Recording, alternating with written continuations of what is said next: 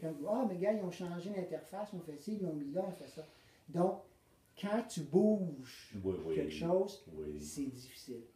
Ça, c'est une autre difficulté que j'ai. Je pense qu'en ayant nos jeunes en tête, c'est que je pense qu'une des choses à garder en tête, comment difficile que c'est pour eux autres au niveau des logiciels d'aide, quand justement ils ne sont pas bien accompagnés dans le processus. Exactement. Parce qu'à un moment donné, ils s'en fâchent, mais s'il n'y a pas personne pour corriger le tir, ben à ce moment-là, ils sont juste comme ils sont perdus. Là, puis s'ils n'ont pas la maturité pour fouiller, aller chercher de l'aide, tout ce qu'ils font, c'est qu'ils arrêtent, puis ils réagissent d'une façon... chaque personne réagit d'une façon différente, mais ils réagissent. Je me demandais, qu'est-ce que tu dirais que tu as le plus aidé comme enfant, puis comme adolescent, puis jeune adulte à l'université? Ça, c'est une question, je me suis beaucoup réfléchi là-dessus, c'est une question qui a varié, tout dépendant de la façon que je faisais la réflexion, mais en date d'aujourd'hui, je vais te dire, c'est l'école même qui m'a aidé. Explique. J'explique ça par... J'étais chanceux. Je suis chanceux parce que je suis né au Canada. En étant né au Canada, je suis né dans un milieu qui ont créé un milieu scolaire, l'école obligatoire jusqu'à l'âge de 16 ans. Oui. Okay? En mettant l'école obligatoire à l'âge de 16 ans, je me suis retrouvé dans un milieu d'apprentissage, on parle académique.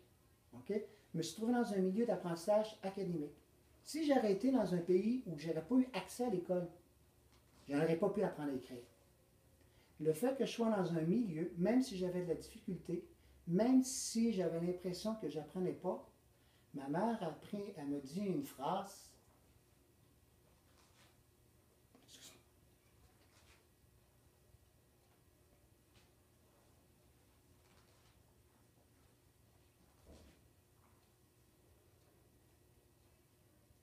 Excuse-moi. Pas de problème. Pas de problème. Prends tout le temps que tu as besoin. C'est sûr que c'est des images touchantes qui te ramènent à l'arrière. C'est que ma mère, elle me dit, j'ai posé la question, elle m'a parlé de mon primaire, de ma première année, que j'étais un meurtre. Puis après ça, je dis, oui, les autres années. Elle dit, je ne sais pas, parce qu'elle a rentré sur du conseil d'école, parce qu'elle ne voulait pas que je sois dans la classe de sous-doué. Fait qu'elle s'est organisée pour me créer ma chance. Fait qu'elle me dit, je ne sais pas, on ne me parlait pas de toi. Fait que j'imagine qu'elle t'apprenait. Parce que d'où tu es rendu, tu dois avoir appris quelque chose. Fait que c'est ça, j'ai dit, waouh, c'est vrai. Dû au milieu scolaire, malgré qu'on me disait, pas qu'on me disait que j'avais de la difficulté à lire, difficulté à écrire et tout ça, juste le fait d'être dans le milieu, par modelage, en observant, en explorant, il y a quelque chose qui a rentré. Ces choses-là. Fait que c'est vraiment l'école qui m'a aidé le plus. Et après ça, il y a eu le milieu qui m'ont encadré. Okay? Les modèles de mes parents.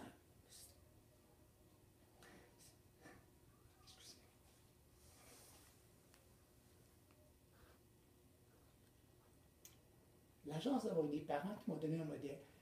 Et le modèle que je vais donner, c'est pas le modèle qu'on pense, c'est juste en les observant.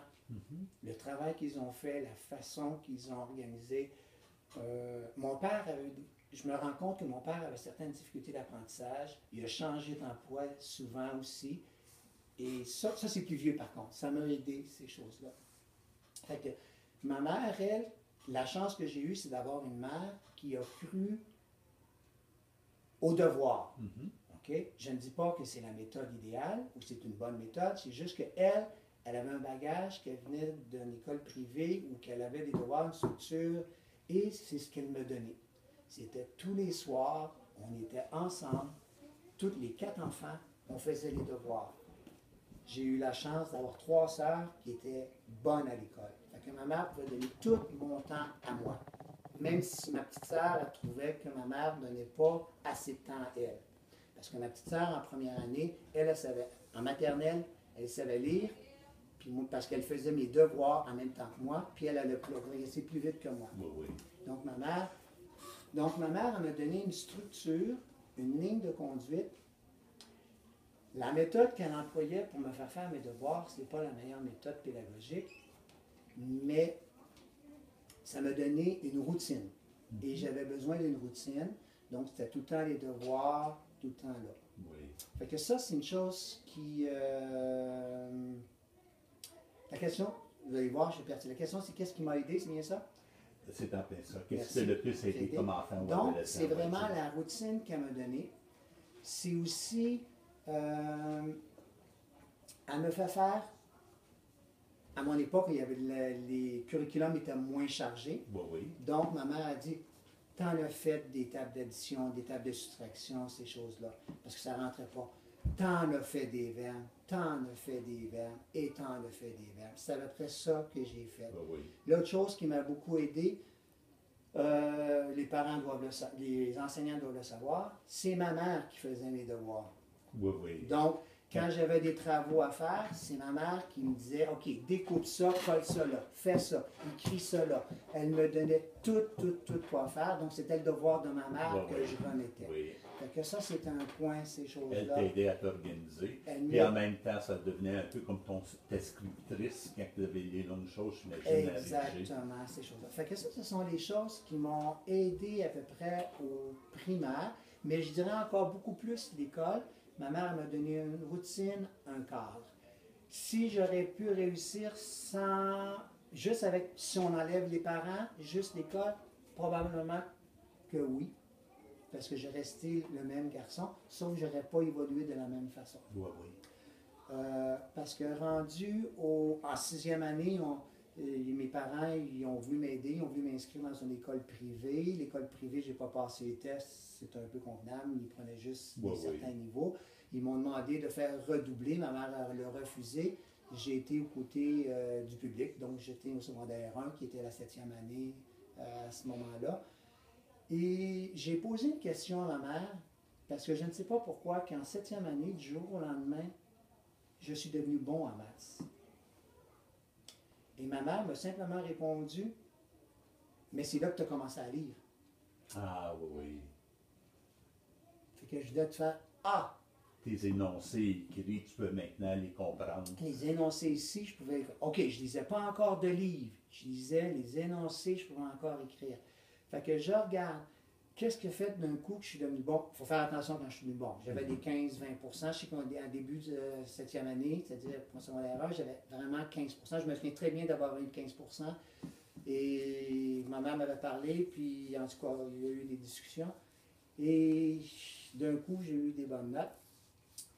Et j'ai fait la réflexion là-dessus. Pourquoi j'ai eu des bonnes notes? J'avais quand même une bonne logique mathématique, malgré que j'ai de la misère à compter.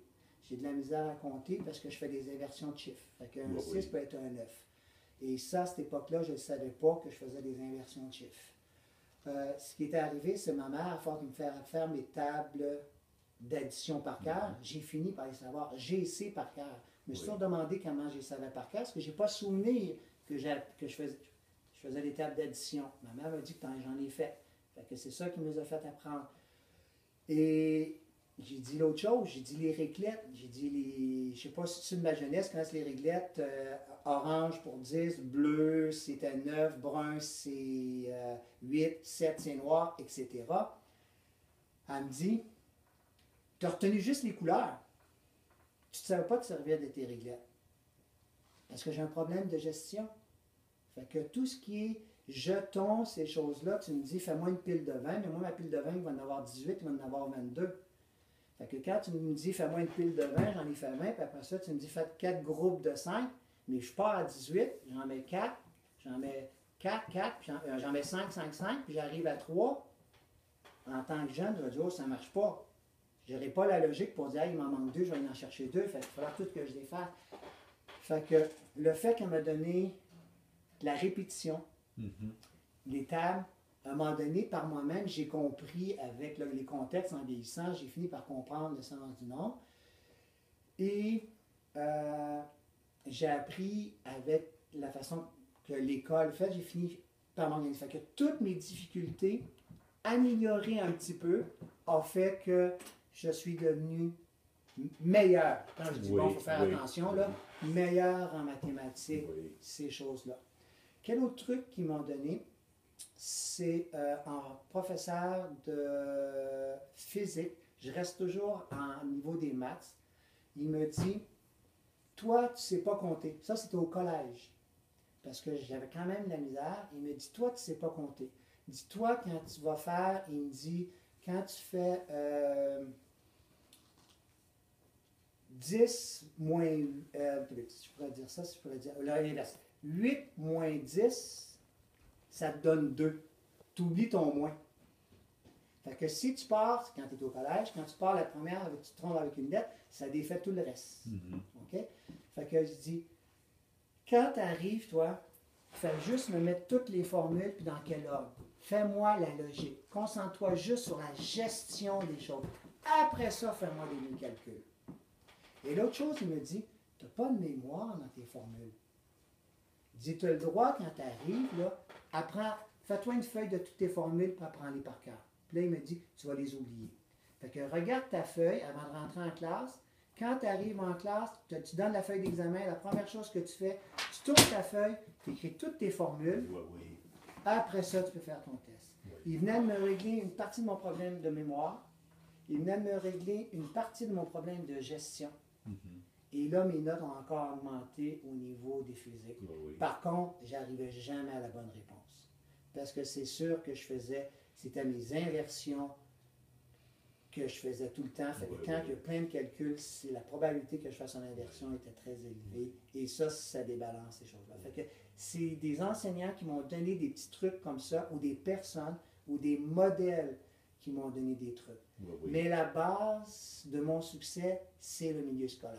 Malgré que j'en suis un qui critique beaucoup en tant qu'enseignant au niveau de l'aide qu'on peut apporter aux enfants sans difficulté, ça reste encore le meilleur milieu d'apprentissage. Merci beaucoup. Je me demandais, comment faire adolescent, jeune adulte ou aujourd'hui comme enseignant? Est-ce que tu as fait face à des préjugés en cours de route? J'ai fait des préjugés. Celle-là, je ne suis pas capable de la définir. C'est un préjugé de notation. On me met une note sur moi. J'ai pas eu de gens vraiment qui ont été méchants avec moi, ces choses-là, pendant mon primaire, dû à mes difficultés. Je pense que les adultes avaient assez une conscience. Par contre, je me souviens pas qu'on me dise que j'étais paresseux ou quelque chose comme ça, mais par contre, la note me faisait mal. La note me créait un préjugé. J'avais l'impression que je n'évoluais jamais. Quand tu n'as pas des bonnes notes, en première année, nous, c'était des pourcentages. Quand tu n'as pas une bonne note, tu as 40%, 50%, 30%, 55%. Puis là, tu travailles. Tu as mis des heures et des heures. Et tu n'es pas fou étant jeune. Tu as vu l'autre à côté qui n'a jamais ouvert un livre, puis toi, ta mère, t'a obligé à étudier tous les jours, tous les soirs, puis tu arrives avec un 40%, puis 60%. Tu fais que tu ne parles pas dans la classe parce que tu ne veux pas paraître idiot. J'ai été la semaine passée, ou les 2 semaines, voir un humoriste.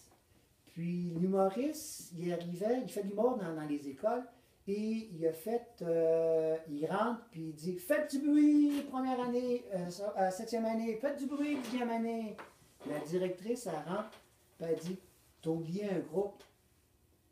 Faites du bruit, la classe distincte. » Il n'y a pas eu un bruit dans la salle. Ça a créé un malaise. La dame ne veut pas mal faire. Elle veut même nous revaloriser. Mais ça nous crée un préjugé. Nous, on s'écrase en arrière. Fait que c'est un petit peu des choses comme ça que j'ai eu comme préjugés. Puis on ne le comprend pas. Le gros préjugé, c'est qu'on ne comprend pas qu'est-ce qui nous arrive. Fait qu'on se traite d'idiots, on se traite de tous les noms. Fait que c'est nous-mêmes qui se bullying. En gros. Dans mon cas, moi, c'était moi-même que je me suis bullyé.